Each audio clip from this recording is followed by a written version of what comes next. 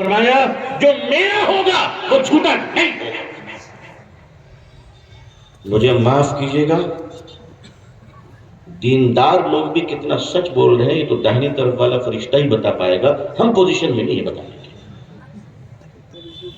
کیا اس ملک میں بھارت کے اندر 3.5 لاکھ مدرسے، 5 لاکھ مسجدیں، گلی گلی تبلیغی جماعت، مجھ جیسے چھوٹے موٹے لوگوں کے جلسے، بڑے بڑے اکابرین کے نصیحت والی واعظ و نصیحت، مدارس، خانقاہ، علماء، اکابرین، ان سب کے ہونے کے باوجود ہم بھارت کے مسلمانوں کو ابھی تک یہ طے نہیں کر سکے، یہ یقین نہیں دلا سکے، یہ عادت نہیں ڈال سکے کہ میری قوم کے لوگوں سوئی پہ لٹک جانا مگر جھوٹ مت بولنا.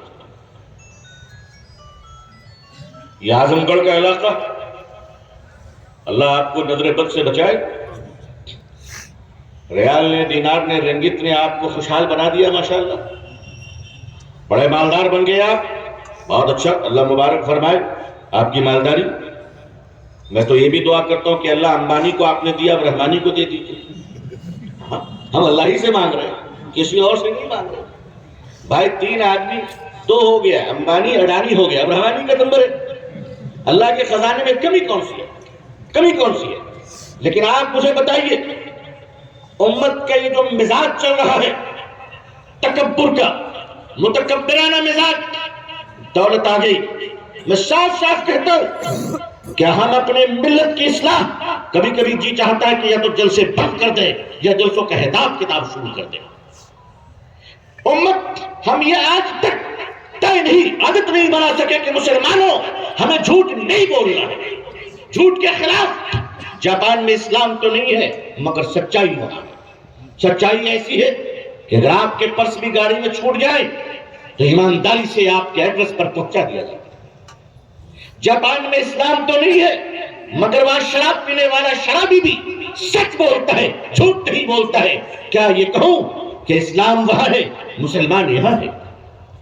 یہاں مسجد کے محراب سے جھوٹ بولے جا رہے. میں صاف صاف آپ سے کہہ رہا ہوں کہ اگر ہم لوگوں نے اپنی عادتوں کو نہیں بدلا، اگر خصلتوں کو نہیں بدلا، فطرت کو نہیں بدلا، مزاج کو نہیں بدلا اور اپنے حالات کو ٹھیک نہیں کیے اور اللہ تعالیٰ کے دین کو پاک صاف نہ رکھا اور شریعت کے ساتھ مذاق کرنا بند نہ کیا تو اللہ مجھے معاف فرمائے اس امت کو، مسلمانوں کو بھارت کے اندر تہجد اور مدرسوں کے ساتھ مٹا دیا جائے گا. یہاں کوئی کارل نہیں آیا، یہاں کوئی لینن نہیں آیا. ہندوستان میں کوئی اسٹالن کا نظام نہیں آیا.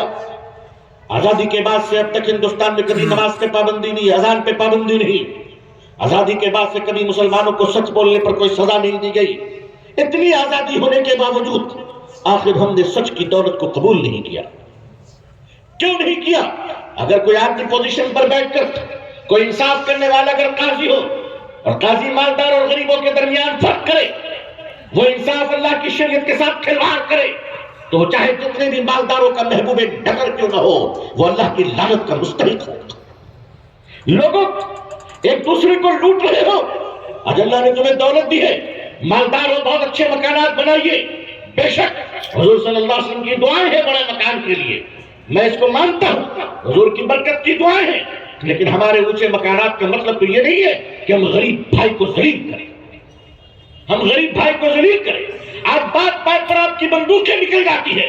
مسلمانوں، تمہاری بندوق میں کتنی گولیاں آ گئی ہیں جو تم دولت کما کر جب آتے ہو ملیشیا سے، سعودی عرب سے، کویت سے، دبئی سے، جو تم اپنے بھائی کے سینے پر تان دیتے ہو. تمہاری داڑھی، تمہاری ٹوپی، تمہاری نماز، تمہاری غیرت اس وقت کہاں چلی جاتی ہے؟ کہاں چلی جاتی ہے جب تم قتل عام کرتے ہو اور کہتے ہو ہم پر ظالم کو مسلط کر دیا گیا؟ ارے نہیں نہیں، پہلے تم ظالم بنے ہو، اس کے بعد اللہ نے تم پر علاج کو مسلط کیا ہے. آج گھر گھر کے ہمارے یہ حالات ہیں. ہم نے کبھی اس پر توجہ نہیں دی، ہمیں کبھی حق بولنے کی جرت نہیں ہوئی. کیا یہ ہم اپنے محلے سے کام کو شروع کریں؟ ہندوستانی مسلمانوں، آل انڈیا لیول پر کوئی کام نہیں ہو پائے گا. کام کوئی ایسا چراغ نہیں ہے جسے تم دلی میں جلاؤ گے اور پورا ہندوستان روشن ہو جائے گا. یہ صرف سورج ہے جو اللہ نے دنیا کے لیے بنایا ہے. ہر چراغ اگر آپ کو تبدیلی لانی ہے، اگر آپ کو انقلاب لانا ہے، اگر آپ کو بہتر معاشرے کی تعمیر کرنی ہے تو شریعت و سنت کا خواب دیکھیے اور یہ سمجھ لیجیے کہ شریعت و سنت کو زندہ کرنے کے لیے اب انڈین لیول پر کوئی قائد نہیں، اب آل انڈیا لیول پر کوئی صدر نہیں، اب جو کام ہوگا آپ کے محلے کی مسجدوں سے ہوگا۔ آپ اپنی محلے کی مسجد کو اپنا مرکز بنائیے تاکہ آپ کو کوئی بیچ نہ سکے، تاکہ آپ کو کوئی سودا نہ کر سکے، تاکہ ملت کو بیچ کے کوئی ایم ایل سی اور راجیہ سبھا نہ خرید سکے۔ اس کے لیے اپنی نسلوں کو بچاتے ہوئے آج این ای پی نیو ایجوکیشن پالیسی ہمارے اور آپ کے سر پہ ہے۔ آپ اس کو سمجھیے کہ نیو ایجوکیشن پالیسی کا مقابلہ کیسے کریں گے۔ میں مبارکباد دیتا ہوں ہمارے علماء کو، ادارے کے ذمہ داروں کو، جنہوں نے مدرسوں کے ساتھ ساتھ اب اسکولوں کی بنیاد رکھی۔ کل بیت العلوم کی طرف سے ڈگری کالج کی بنیاد رکھی گئی، یہاں پر اسکول چل رہے۔ پچھلے ہفتے میں یہاں قریب میں آیا تھا ہیرا پبلک اسکول میں بھی۔ عزیزان ملت، یہ اسکول کا تصور اور انگلش میڈیم پڑھانے کا مزاج آج جو ہمارا آ رہا ہے، کیا اس کی ضرورت پہلے نہیں تھی؟ جو آ رہا میں اس پر مبارکباد پیش کرتا ہوں، لیکن یہ کہتا ہوا چلوں کہ جب اس کی بات ہمارے لوگ کیا کرتے تھے تو جو لوگ حرام کے فتوے دیتے تھے آج وہ بھی اسی لائن میں چل رہے ہیں۔ کیوں؟ سمجھنے میں اتنی دیر کیوں ہو رہی ہے؟ امت کا پیسہ ضائع کیوں ہو رہا ہے؟ آج سے 10 سال پہلے میرے شیخ حضرت مفتی عبداللہ صاحب پھول پوری رحمۃ اللہ علیہ اسی بیت العلوم میں بیٹھ کر مجھ سے اسکول کے نکات پر گفتگو فرما رہے تھے اور فرما رہے تھے کہ میرا جی چاہتا ہے کہ کیا ایسا نظام اسکول بناؤں کہ جہاں پڑھنے والا بچہ مکمل اسلامی تعلیمات سے آشنا ہو۔ الحمدللہ۔ لیکن جب یہ باتیں میں باہر کرتا تھا تو لوگ دیوانہ کہتے تھے، کچھ لوگ کہتے تھے بزرگوں کے نہج سے ہٹ گیا ہے۔ آج وہی بزرگان دین فرما رہے ہیں کہ پیٹ پہ پتھر باندھنا ہو تو باندھ لو۔ میں یہی تو کہہ رہا ہوں کہ 70 سال پہلے اگر 2-4 کنکریاں باندھ لی ہوتی تو پتھر باندھنے کی نوبت نہ آتی۔ یہی تو کیا اور کیا کہا؟ عزیزان ملت، مدارس اسلامیہ کے وجود کو برقرار رکھنا انشاءاللہ، کہیے انشاءاللہ۔ مگر 2 چیزیں یاد رکھیے گا، یہاں پر چونکہ اکابر علماء ہیں، میں ان کی خدمت میں یہ بات رکھنا چاہتا ہوں کہ ہمارے کوانٹٹی کے ساتھ ہمیں کوالٹی پر توجہ دینی ہے۔ کوالٹی ایک امت کی اصلاح کا مزاج کہ ہم یہ بات صاف کر دیں کہ مسلمانوں، معاشرے میں جھوٹ بولنے کی کوئی گنجائش نہیں ہے۔ آج سے انشاءاللہ ہم لوگ طے کریں کہ جھوٹ نہیں بولیں گے انشاءاللہ، وعدہ کرتے ہیں۔ اچھا وہی لوگ ہاتھ اٹھا رہے جو پہلے سے نہیں بولتے ہیں، بقیہ لوگوں کا ارادہ کیا ہے؟ جھوٹ نہیں بولیں گے انشاءاللہ۔ کہاں سے شروع کریں گے؟ یہ کوئی معمولی کام نہیں ہے، یہ کوئی معمولی کام نہیں ہے۔ کہاں سے شروع کریں گے؟ یہ جو موبائل پہ ہم لوگ جھوٹ بولتے ہیں نا گھر سے نکلتے ہوئے، ارے کہاں ہو؟ کہا وہ بیچ جام میں پھنسے ہوئے ہیں۔ کیوں جھوٹ بولتے ہو بھائی؟ کیا ملنے والا ہے اس سے؟ اگر سچ بول دو گے کہ ابھی بیت العلوم سے نکلے ہیں تو کیا سر قلم کر دے گا؟ دوسری چیز دیانتداری۔ میرے شیخ حضرت مفتی عبداللہ صاحب پھول پوری رحمۃ اللہ علیہ، اللہ کو غریب کے رحمت فرمائے، مجھ سے فرمانے لگے کہ اگر ہم لوگ دیانتدار ہو جائیں تو کبھی مالی پریشانی نہیں آئے گی انشاءاللہ۔ یہ بات اس وقت تھوڑا سمجھا تھا، آج زیادہ سمجھ میں آ رہی ہے۔ دیانتداری کیا ہوتی ہے؟ ہم کہتے ہیں اس ملک میں انقلاب لائیں گے، اس ملک میں انقلاب لائیں گے، سیاسی قوت پیدا کریں گے۔ میاں یہ سب بعد میں کرنا، پہلے اپنے مسجدوں میں جو نمازی جوتے اتارتے ہیں اس کی حفاظت کا انتظام کرتے ہیں۔